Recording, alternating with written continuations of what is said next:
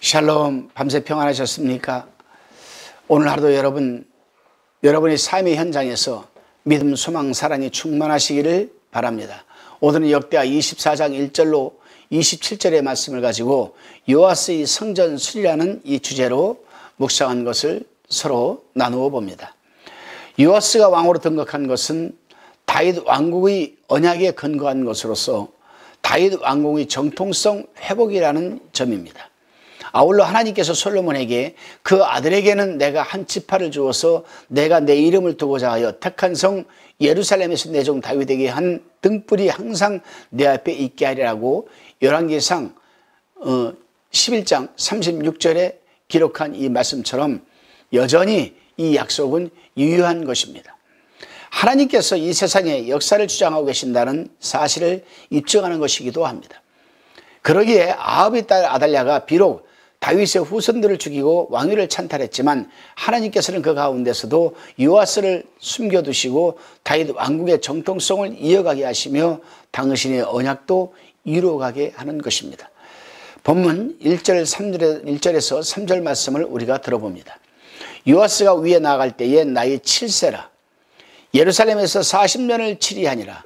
그 모친의 이름은 시비아라. 부엘사바 사람이더라. 제사장 여호야다가 세상에 사는 모든 날에 요아스가 여호와 보시기에 정직히 행하였으며 여호야다가 왕으로 두 아내에게 장가들게 하였더니 자녀를 낳았더라. 이렇게 기록하고 있습니다. 요아스는 북왕국 왕 예후 7년, 요아스 그의 나이 7세에 유다 왕으로 올라서 40년간 유다를 다스렸습니다. 그런데 본문 2절에 나타난 그의 통치 전반에 대한 평가를 보면 제사장 여호야다 생전에 선정을 베푼 사실만 기록하고 있고 열왕기하 12장 2절로 3절을 읽어보면 그의 통치 후반기에 행한 범죄에 대해서는 전혀 언급을 하지 않고 있습니다. 그것은 아마도 요아스에 대한 제사장 여호야다의 영향력이 지대했음을 강조하기 위한 것이 아닌가 생각을 합니다. 또한 본문 3절에 보면은 요아스 왕의 두 아내와 결혼하게 된 사실이 중요하게 부각되어 있습니다. 요아스의 통치 시기 전반기에 제사장 여호야다의 영향이 적지 않았음을 거듭 나타내고 있는 말씀이기도 합니다.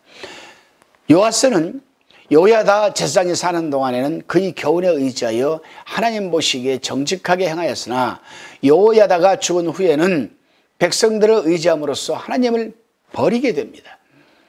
이로 볼 때 요아스는 항상 남에게 의존적인 신앙생활을 했을 뿐 아니라 신앙의 훈련을 통한 자기 성숙과 자립적 신앙 성숙을 하지 못했음을 우리는 잘 깨닫게 됩니다. 그렇습니다, 여러분. 오늘날의 성도들도 유아기적인 신앙생활을 벗어나서 그리스도의 장성한 분량에까지 자라나야 하는 것입니다. 왜? 그래야만 어떠한 유혹과 환난이 온다 할지라도 능히 극복할 수 있으며 하나님 나라를 확장하는 일에 동참할 수가 있는 것이 아니겠습니까? 다시금 4절에서 14절까지의 묵상한 내용을 나누어 봅니다. 요아스 왕은 통치 초기에 여호야다의 영향을 지대하게 받고 있었기 때문에 왕의 보좌에 즉위하는 자리에서 세운 언약을 충실히 이행하는 데 관심이 있었습니다. 그래서 그는 언약 이행의 실천적 행위로 성전 수리 사업을 추진하였습니다. 오늘날로 말하면 교회 리모델링을 하는 거죠. 이미 이전에 성전 예배와 제사를 회복하고 제사장들도 정해진 반차에 따라 모든 업무를 충실히 수행하고 있었기 때문에 성전의 기능은 모두 정상적이었다라고 23장 18절 19절은 기록하고 있습니다. 그러나 성전 건물 자체는 아달랴의 아들들에 의해 크게 훼손되었을 뿐만이 아니라 성전을 지은 지 오래여서 많은 부분이 낡아져 있었기 때문에 수리사업은 불가피한 것이었습니다. 그래서 성전의 1차 수리사업은 실패로 돌아갔다라고 5절 6절에서 말하고 있지만 8절에서 14절을 보게 되면 제2차 성전 수리사업은 성공리에 마치게 되는 것을 우리는 볼 수가 있습니다. 그렇습니다, 여러분. 하나님의 사업에는 모든 사람이 기쁘게 동참할 수 있어야 합니다. 흔히 그리스도인들은 교회 일을 하면서 비용을 구하는 일이나 방법을 찾는 일에만 치중한 나머지 그 일을 직접 수행하는 사람들이 기쁘게 동참할 수 있게 하는 일에는 소홀히 하는 경향이 있습니다. 그러나 우리가 알아야 할 것은 우리의 일의 목표도 중요하지만 그 진행하는 과정 또한 중요함을 모두가 알고 함께 참여하는 일을 간구해야 합니다. 다시금 15절로 22절까지의 내용입니다. 본문은 열왕기서에는 생략되어 있는 부분으로서 경건한 여호야다의 사후에 우상숭배와 선지자 스가랴 살해 등의 불신앙적 범죄를 자행하는 요아스의 악행이 기록되어 있습니다. 요아스 왕의 악정은 제사장 여호야다의 죽음이 그 분기점이 되는 있는데, 여호와 신앙을 성숙시키지 못한 요아스의 이중적 신앙 인격이 적나라하게 드러나고 있습니다. 한편으로는 하나님의 성전을 수리하고 우상을 없애고 하는 일을 하면서도 또 한쪽에서는 이 신앙을 자기가 성숙시키지 못하니까 백성들을 바라보고 의지하고 이중적 신앙 성격이 적나라하게 드러나고 있습니다. 하나님을 택할 것이냐 백성을 택할 것이냐, 당연히 여호야다가 살아있을 때에는 하나님을 선택했죠. 그러나 여호야다가 죽은 이후로 이 요아스의 이 모습은 완전히 180도로 달라집니다. 하나님보다는 백성이 먼저라는 것이죠. 그렇습니다, 여러분.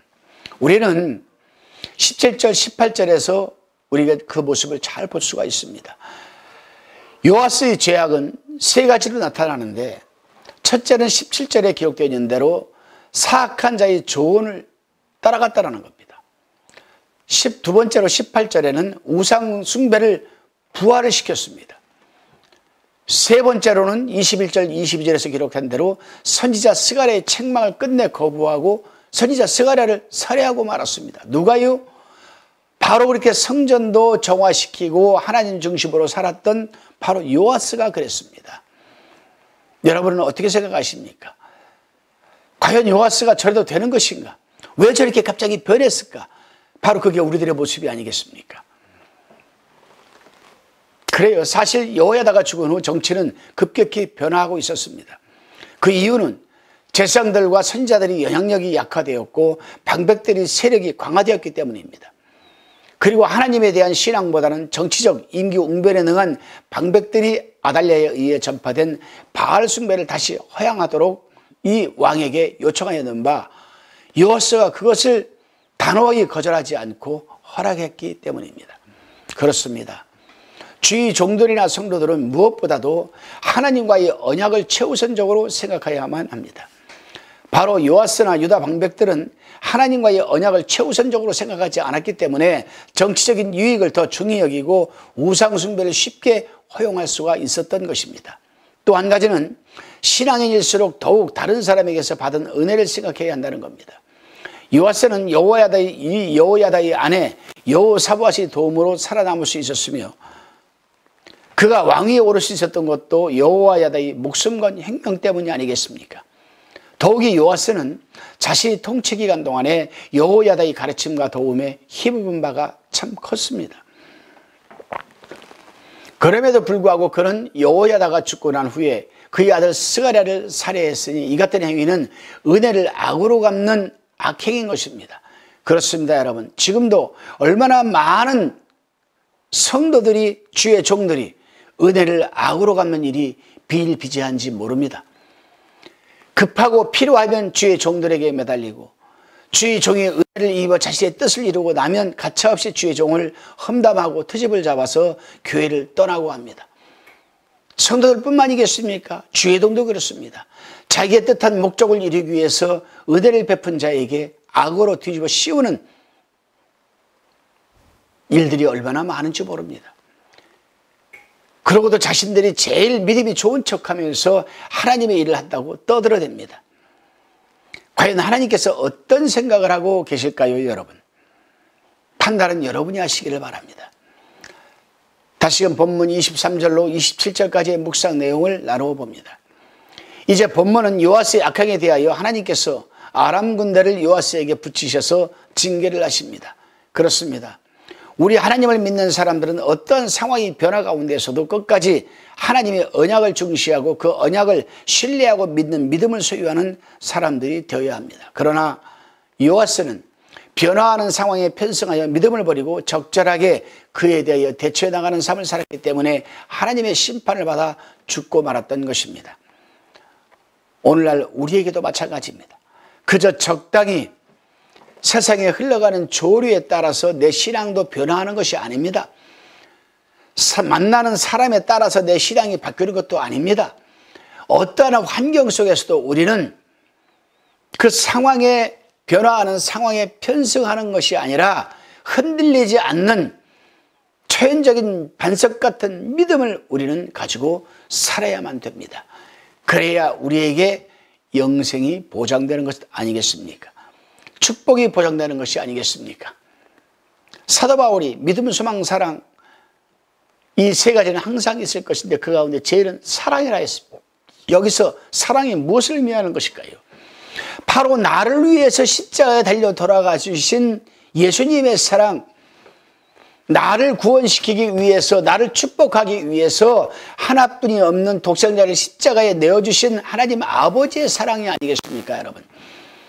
그것을 믿는 것이 우리의 곧 믿음입니다, 여러분. 그 믿음의 결과는 죄사함의 은총과 구속의 은혜 아니겠습니까? 이것을 우리가 변화하는 상황에 편승하여 왔다 갔다 할 수가 있겠습니까? 흔들리지 않는 반석 같은 오늘 하루가 되시기를 주님의 이름으로 축원드립니다. 기도하시겠습니다. 주님, 그렇습니다.